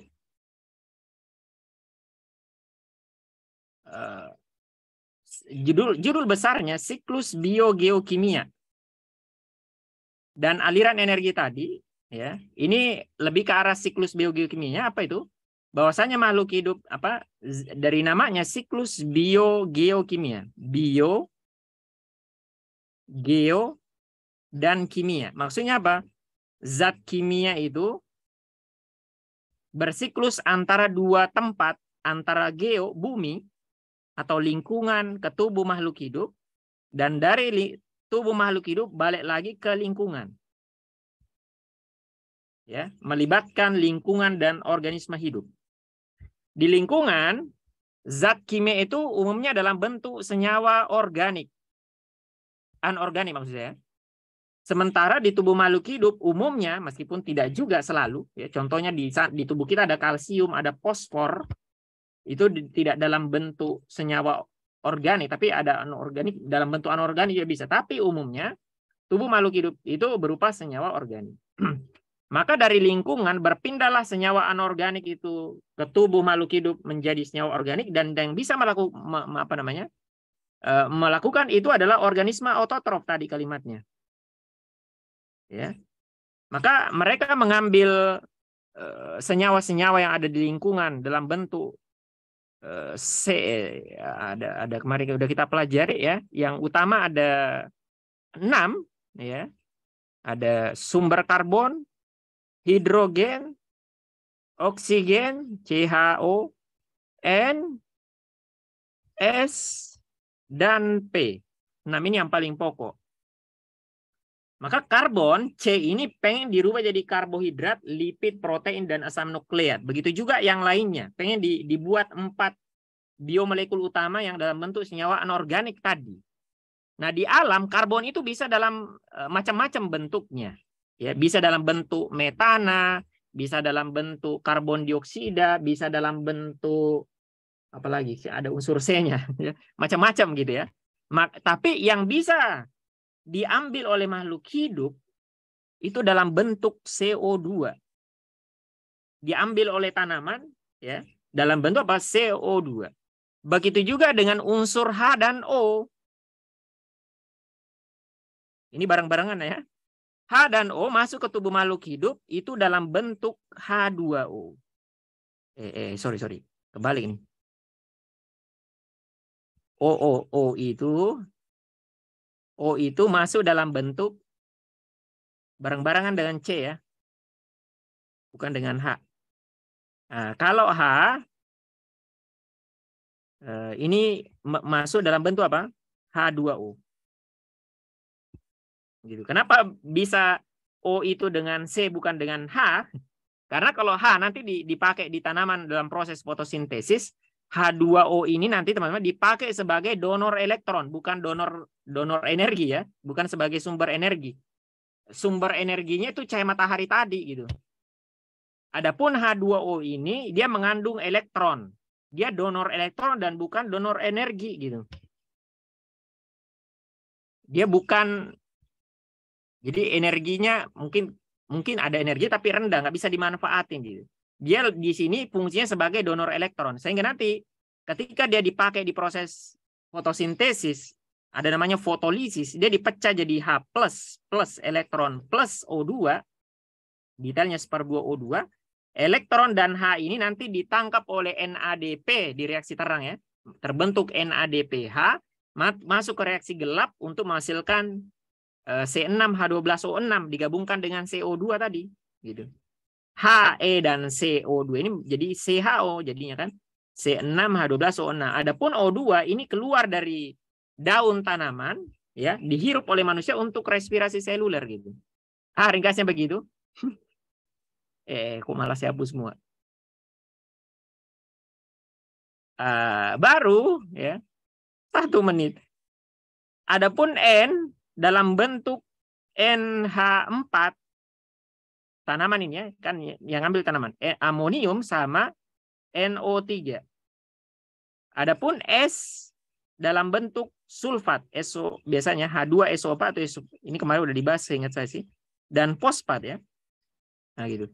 Artinya masuklah mereka membentuk karbohidrat, lipid, protein dan asam nukleat. CHO ini udah berulang ya. CHO protein, CHO ada N plus S-nya gitu kan. CHO N dan P-nya gitu kan. Nah, maka inilah dia unsur-unsur yang bersiklus secara global di alam. Siklus karbon, siklus air, siklus nitrogen, siklus sulfur, siklus fosfor. Gitu. Kenapa? Karena mereka adalah senyawa utama atau unsur utama yang membentuk tubuh atau biomolekul atau senyawa organik yang menyusun tubuh makhluk hidup. Nah, maka masing-masing ada pembahasannya. Dan waktunya habis.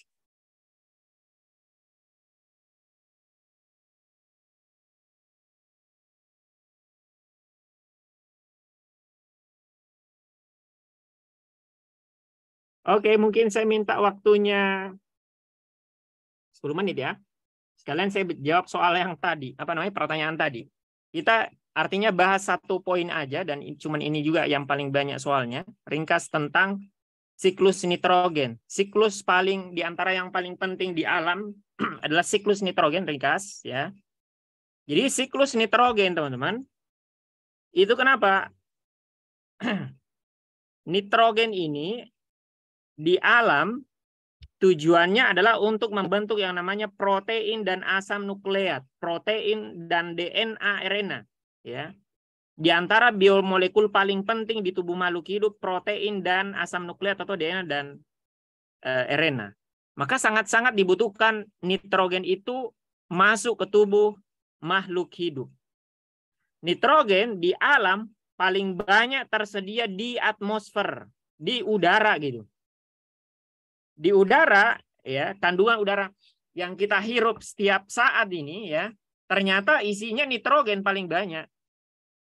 78% udara yang kita hirup setiap saat itu isinya nitrogen. Oksigen hanya menduduki urutan kedua 20%. Sisanya CO2 dan lain-lain ya. Itu artinya 1%. Mereka ada di udara itu. Jadi oksigen 20%, lumayan lah ya. Nah, seandainya kita punya kemampuan mengambil nitrogen ini, terus kita bikin jadi protein, kita nggak perlu butuh bantuan tanaman lagi gitu. Ya, tapi kita nggak punya kemampuan untuk memanfaatkan nitrogen yang ada di udara ini, terus kita jadiin protein. Nggak bisa. Bahkan tanaman yang merupakan organisme autotrof juga tidak punya kemampuan untuk ngambil nitrogen di udara bebas itu tadi, dirubah jadi protein, nggak bisa mereka. Maka ada satu kelompok makhluk hidup yang diberi tugas ya untuk melakukan namanya fiksasi nitrogen. Mereka lah satu-satunya kelompok makhluk hidup yang bisa mengambil nitrogen bebas di udara, yang paling banyak di udara ini, dirubah jadi amonia atau NH3 atau amonium NH4. Proses perubahan N2 menjadi NH3 disebut istilah fiksasi nitrogen. Dan satu-satunya kelompok makhluk hidup yang bisa melakukan ini hanya bakteri. Ya, bakteri. Ini udah saya bikinkan listnya. Nanti teman-teman bisa baca. Fiksasi nitrogen bisa dilakukan oleh bakteri namanya Azotobacter. Azotobacter itu hidup sendiri. Ya, beda dengan kelompok namanya Rhizobium. Dia bersimbiosis dengan tanaman kacang-kacangan. Sementara Anabaena ada yang bersimbiosis dengan Sikas rumpi, Pakis haji udah kita bahas. Dan ada yang bersimbiosis dengan paku namanya Asolapinata gitu. Mereka semua bisa ngambil nitrogen, nambahin ke tanah atau ngasih ke tanaman langsung gitu. Ya, efeknya apa? Kemudian tanaman itu mengambil apa namanya? Bisa menggunakan nitrogen tadi. Nitrogen kalau dalam bentuk N2 nggak bisa dia. Tapi kalau udah dalam bentuk NH4 ya atau NO3, jadi tanaman itu menyerap nitrogen dalam dua bentuk aja. Kalau bukan NH4, NO3, dia nggak doyan yang lain gitu. Ya. Maka kalau pengen tanaman itu semakin doyan, harus dirubah jadi NO3. Kenapa? NH4 itu dia doyan, tapi nggak terlalu lebih doyan NO3. Jadi mungkin kayak ada pilihan gitu ya. Satu tempe, satu daging apa tuh paling enak tuh ya? Ikan misalnya.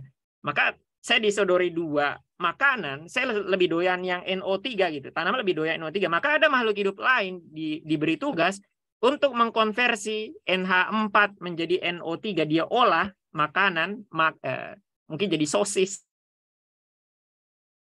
ada daging, susu dijadiin yogurt, maka anak-anak lebih doyan gitu. Sama, ini ada bakteri diberi wewenang untuk mengubah NH4 jadi NO3 melalui proses nitrifikasi. Nitrifikasi melibatkan jadi dua tahapan. NH4 atau amonium atau amonia ini dirubah dulu jadi NO2. Ini nitrit. Ya.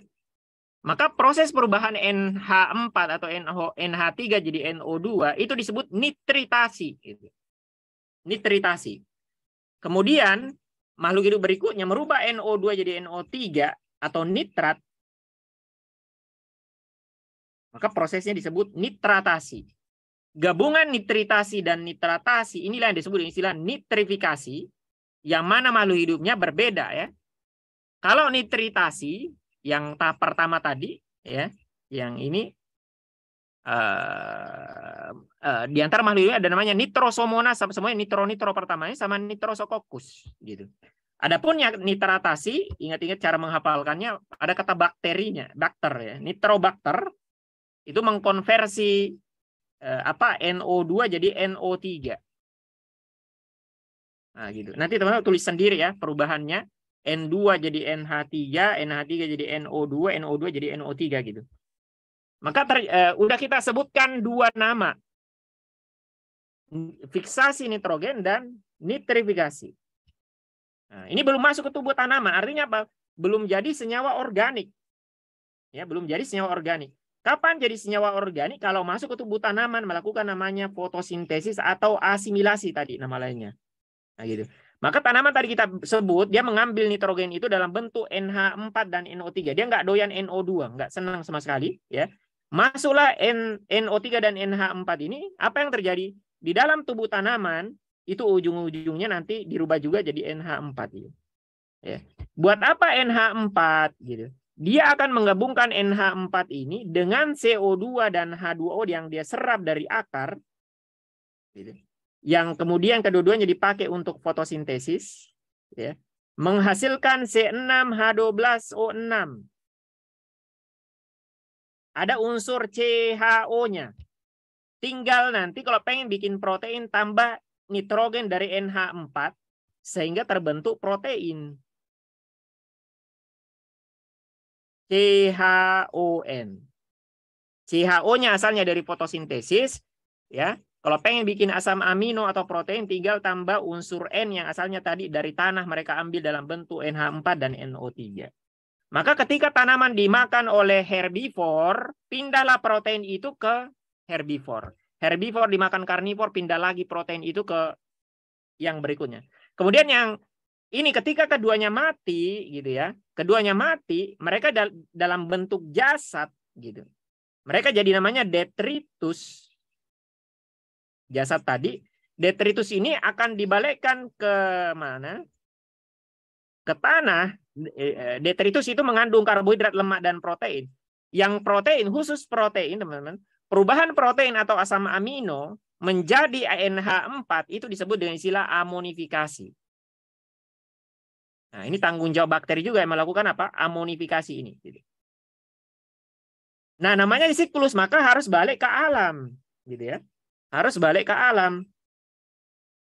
Maka makhluk hidup yang terakhir disebut istilah denitrifikasi akan mengembalikan nitrogen NO3 itu ke udara dalam bentuk N2 gitu.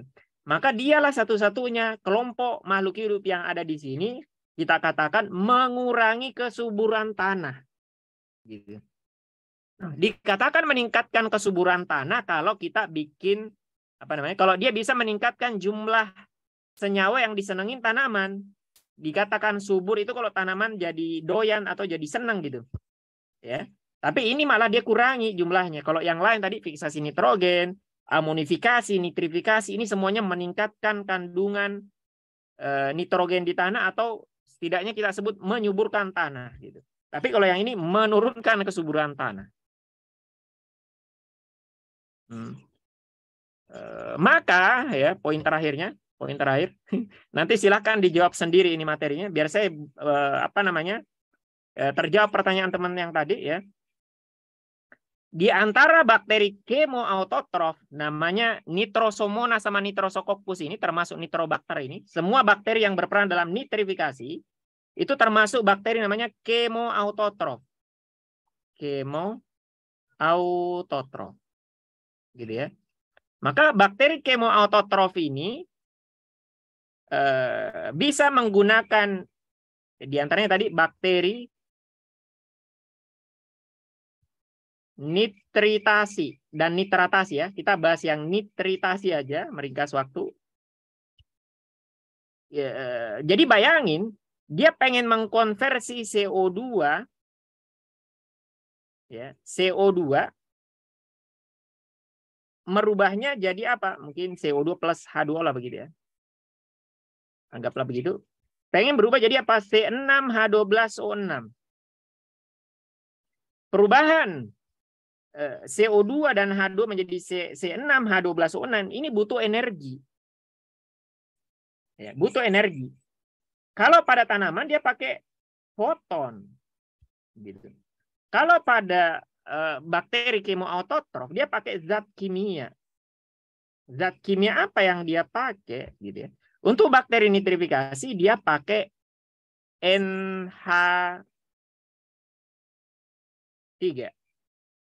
NH3 artinya di sini. Terus nanti dia gabungin dengan apa? Oksigen ya. Atau H2O mungkin. Kok agak lupa. Nah, terbentuk apa? NO2 plus H2O plus ATP. Nah, gitu. Maka ATP-nya inilah, ya, ATP ini kemudian dipakai untuk menggabungkan CO2 dan H2O dan menghasilkan glukosa atau C6H12O6. Gitu. Maka sumber energinya adalah NH3 ini, teman-teman. NH3 ini. Jadi ini di antara senyawa yang mengandung energi gitu. Dia bisa dipakai untuk ngasilin ATP. Tentunya dengan konsep istilah aliran elektron begitu ya. Jadi dengan adanya aliran elektron begitu, maka nanti akan digunakan oleh sel untuk itu ada istilah STE kemarin ya, menghasilkan ATP dan akhirnya digunakan untuk mengkonversi CO2 jadi C6H12O6. Nah, gitu. Maka soal ini yang ini HNO2, H2 dan energi. Energinya dalam bentuk apa? ATP tadi ya. Jadi ringkasnya si bakteri Nitrosomonas ini dan Nitrosococcus itu sebenarnya bukan pengen ngasilin NO2. Ini cuma sampah gitu. Yang dia ingin hasilkan adalah energi berupa ATP yang dimanfaatkan untuk proses kemosintesis. Adapun HNO2 ini sampah, ini pipisnya dia gitu ya. Ini sampah metabolisme yang dimanfaatkan oleh bakteri berikutnya ya untuk proses nitratasi. Begitu seterusnya.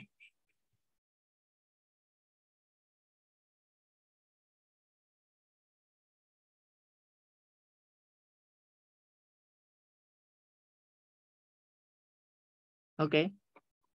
Ini kepanjangan jadinya nih.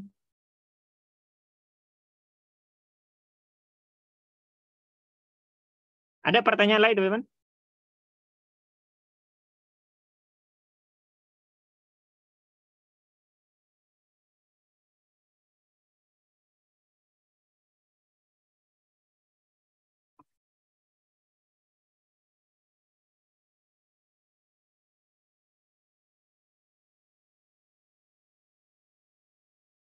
Oke, kalau nggak ada ya, nanti ini nggak selesai lagi nih.